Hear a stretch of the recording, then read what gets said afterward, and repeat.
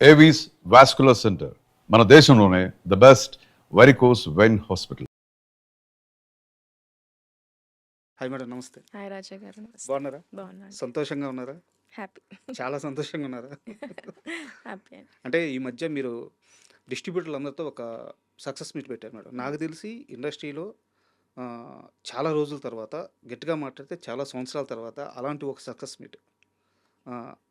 చాలా బాగుంది ఆ వాతావరణం. ఎందుకంటే డిస్ట్రిబ్యూటర్ అనేవాడు బతికితేనే సినిమా బతుకుద్ది. అవునండి. సో చాలామంది డిస్ట్రిబ్యూటర్లకి మీరు ఈ సినిమా డబ్బులు తీసుకొచ్చి పెట్టింది. ఈ ఆనందం ఎలా ఉంది ఫస్ట్? బాగుందండి. It's very nice. ఎందుకంటే మేము కథలు ఎక్కడో ఒక రూమ్లో రాసుకుంటాం.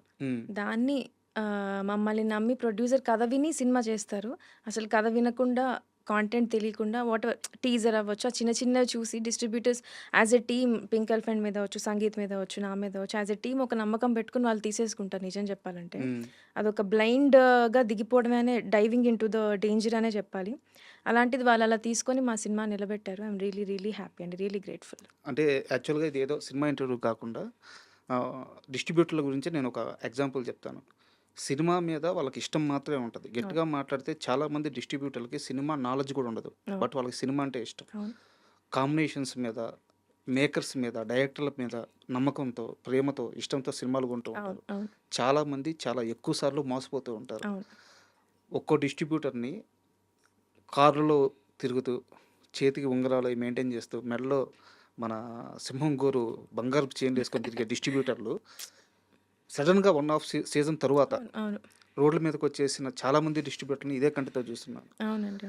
మీరు ఆ రోజు డిస్ట్రిబ్యూటర్లందరినీ స్టేజ్ మీద తీసుకొచ్చి మాట్లాడిస్తూ ఉంటే ఇది కదా సక్సెస్ అనిపించింది. చాలా హ్యాపీగా అనిపించింది. అవునండి, నాకు కూడా చాలా హ్యాపీ అనిపించింది.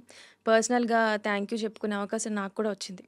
అంటే నాది ఫస్ట్ సినిమా, అందరిది మోర్ దాన్ వన్ సినిమా, నాది ఫస్ట్ సినిమా కదా. So I really felt happy. Also డిస్ట్రిబ్యూటర్స్ది కూడా అప్పుడప్పుడు నేను టచ్లో ఉండే, ఇప్పుడు ఈ టూర్ వెళ్తున్నప్పుడు అంతా. సో వాళ్ళు ఏంటంటే ఆడియన్స్ వచ్చి, ఫ్యామిలీ ఆడియన్స్ సంక్రాంతి తర్వాత మన సినిమాకి వచ్చి ఎంజాయ్ చేయడం వాళ్ళకు కూడా చాలా పాజిటివ్ అనిపించింది. సో ఇట్స్ ఆనెస్ట్లీ అది చాలా మంచి అవకాశం అండి నాకు కూడా. అండ్ రాకాస విషయానికి వస్తే, రాకాస మూవీ మానసా శర్మకి ఒక అవకాశాన్ని తీసుకొచ్చింది, ఒక సక్సెస్ని తీసుకొచ్చింది, ఒక స్టార్డమ్ని తీసుకొచ్చింది, నెక్స్ట్ ఆపర్చునిటీకి పాత్ వేసింది, కోట్ల మంది జనాభాలో మంచి క్రేజ్ తీసుకొచ్చింది. వీటన్నిటిలో మానసా శర్మ దేన్ని బాగా ఆస్వాదిస్తుంది? మీరు చెప్పింది చాలా బాగుంది. నాకు చెప్తున్నప్పుడే బాగా అనిపించింది, అందుకే నవ్వా. కోట్ల మంది దాకా వెళ్ళానో లేదో ఇంకా తెలియదండి. ఇంకా it's a long way to go honestly. ఇంకా చాలా చేయాలి. స్టార్డమ్ కూడా I don't know yet. Stardom అని నేను అనను కానీ అండి, ఒక మంచి పేరైతే వచ్చిందండి. ఖచ్చితంగా ఇండస్ట్రీ అవ్వచ్చు, ఆడియన్స్లో అవ్వచ్చు, మా ప్రమోషన్స్ చూసి ఎంకరేజ్ చేసిన మన అన్ని మీడియా పేజెస్ అవ్వచ్చు, మీమ్ పేజెస్ అవ్వచ్చు, అందరూ మా టీం అంటే చాలా పాజిటివ్గా ఉన్నారు. సో అది చాలా హ్యాపీ అనిపించింది. అంటే ఇది మా గ్రౌండ్ కదండి. నేను మళ్ళీ నా ఫస్ట్ సినిమా అన్నప్పుడు I'm just building a ground here. ఒక నమ్మకం నేను కుదుర్చుకుంటే తర్వాత నా నుంచి వచ్చే సినిమాలన్నిటికీ ఆడియన్స్కి ఒక ఎక్సైట్మెంట్ ఉంటుంది. అరే ఏదో ఒక కొంచెం ఎంత లేదన్నా ఒక మంచి కాంటెంట్ వస్తుంది ఈ టీం దగ్గర నుంచి అవ్వచ్చు, మానసా శర్మ దగ్గర నుంచి అవ్వచ్చు. సో ఆ చిన్న బేస్ అయితే నేను బిల్డ్ చేసుకున్నాను. అంటే నేను బిల్డ్ చేసుకున్నా అనేదానికంటే నా టీం నాకు ఇచ్చిన కోఆపరేషన్ అవ్వచ్చు, ఆడియన్స్ కైండ్నెస్ అవ్వచ్చు, ఇవన్నీ అలా అన్నీ సెట్ అయ్యాయండి. So I'm just happy and hopeful that next నా నుంచి ఏ సినిమా వచ్చినా కూడా ఇదే ఆదరణ ఉంటుంది, ఇలానే ఎంకరేజ్ చేస్తారు అనిపించింది. అండ్ రాకాస సక్సెస్ విషయంలో నాకు ఒకటి అర్థం కాని విషయం ఉంది, అడగొచ్చా? అయ్యో తప్పకుండా అడిగి. మామూలుగా ఈ రోజుల్లో సినిమా కనీసం బ్రేక్ ఈవెన్కి దగ్గరికి వెళ్తేనే పోస్టర్ల మీద నెంబర్స్ చేసేసి ఇంత కలెక్ట్ చేసేసాము, ఇంత బ్రేక్ ఈవెన్ ఇన్ని రోజుల్లో కొట్టేసాము, ఇలాంటి ఇది కూడా ఒక ప్రమోషన్. రాకాస ప్రతి డిస్ట్రిబ్యూషన్ ఎవరైతే తీసుకున్నారో అన్ని ఏరియాస్లో అందరూ బ్రేక్ ఈవెన్లోకి ఆల్మోస్ట్ వెళ్ళిపోయారు. ఇకపైన రాబోయే అంతా డిస్ట్రిబ్యూటర్ లాభాలే. సో నెంబర్స్ బాగున్నాయి, బట్ ఎందుకు మీ టీం ఎక్కడా కూడా నెంబర్స్ రివీల్ చేయట్లేదు, పోస్టర్స్ మీద వేయట్లేదు, ప్రమోషన్స్లో చెప్పట్లేదు? నెంబర్స్ని ఎందుకు అవాయిడ్ చేస్తున్నారు? ఫస్ట్ 3 days ఓపెనింగ్ కలెక్షన్స్ అది వేశారండి. అది ఆనెస్ట్‌లీ ఇట్స్ అంటే more than numbers and all. అందుకే మీరన్నారు గదా! ఈ డిస్ట్రిబ్యూటర్స్ మీట్ ఏదైతే అయ్యిందో, వాళ్ళొచ్చి వాళ్ళ హ్యాపీనెస్ ఎక్స్‌ప్రెస్ చేసి అంటే అందరూ హైదరాబాద్ వాళ్ళు గూడా కాదు. ఎక్కడి నుంచో వాళ్ళు పాపం ట్రావెల్ చేసొచ్చి మాతో పాటు ఆ ఈవెంట్‌లో ఉండి ఇలా ఇలా బావుంది మాకు రెస్పాన్స్, అందరూ చూడండి సినిమా, మేము బ్రేక్ ఈవెన్ అవుతున్నాం, వాళ్ళ హ్యాపీనెస్ ఎక్స్‌ప్రెస్ చేశారు గదా!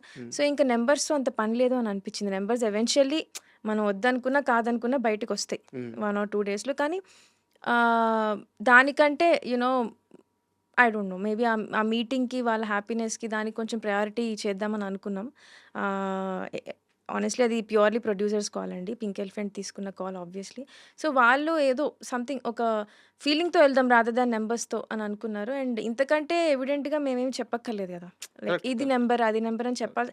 అవి ఎలాగో బయటకొచ్చేస్తాయి 2, 3 డేస్‌లో ఎంతొచ్చింది, ఎంత రాలేదు ఆ లెక్కలని. But as a team we're all happy అండి. Okay. We're all happy and it's a new start.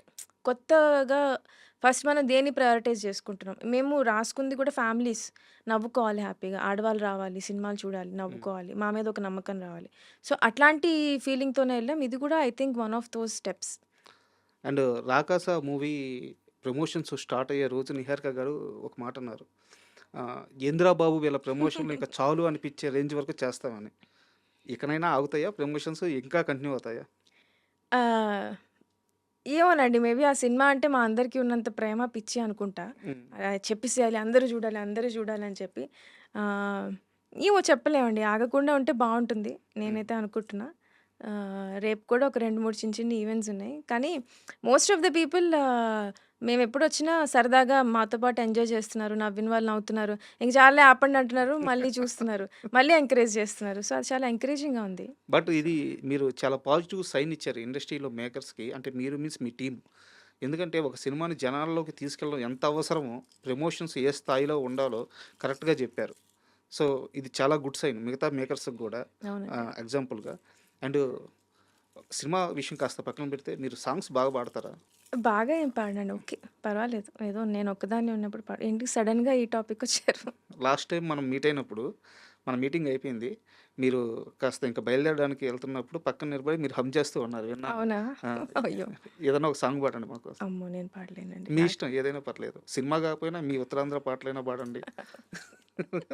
వద్దండి. వద్దు.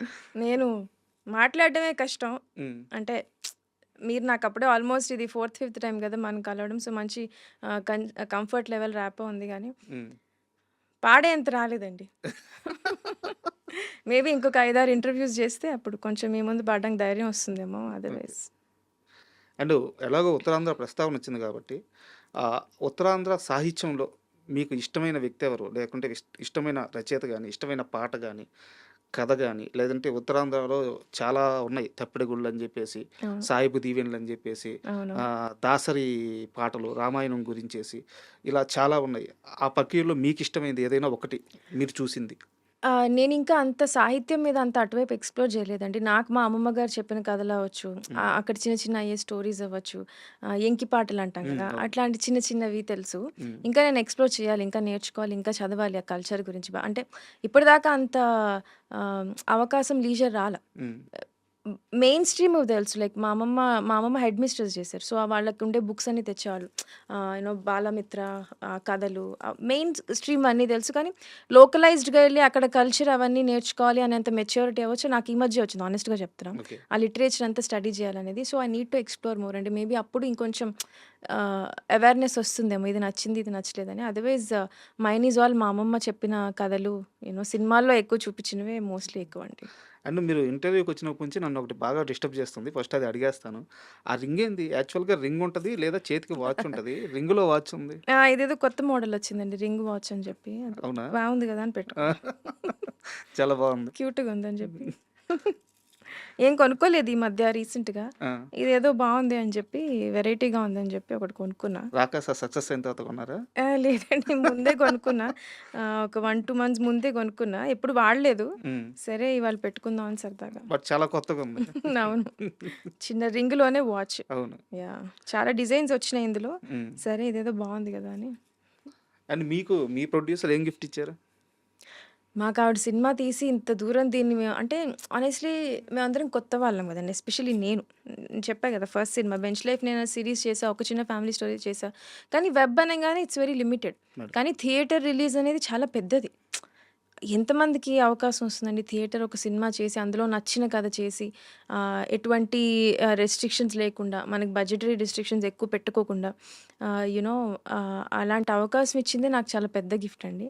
చూడాలి ఇందాకే అన్నారు ఏదైనా పార్టీ చేసుకుందాం అన్నారు. తర్వాతే అని ఇస్తారేమో.